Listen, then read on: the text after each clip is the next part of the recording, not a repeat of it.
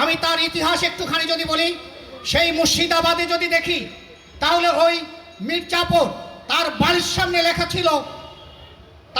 সামনে লেখা ছিল নেমক হারাম দেউড়ি। আমি মনে করেছিলাম এই গণভবনের নাম হবে নেমক হারাম দেউড়ি। আর একটি কথা বলেই আমি আমার বক্তব্য শেষ করতে চাই, যদিও এই কথাটি অতীতে আরেকবার বলেছিলাম। আমি আইসল্যান্ডের কথা বলি। ইউরোপের একটি দ্বীপ রাষ্ট্র।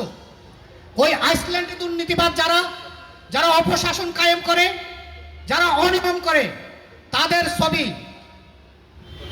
পাবলিক টয়লেটে সাটিয়ে দেওয়া হয় এবং পাবলিক টয়লেটের কমোডে প্লাস্টিক দিয়ে করে সেখানে এই ছবি লাগিয়ে দেওয়া হয়, যাতে করে সাধারণ মানুষ তাদের ঘৃণা ওই মূত্রত্যাগের মাধ্যমে ঘৃণা প্রকাশ করতে পারে।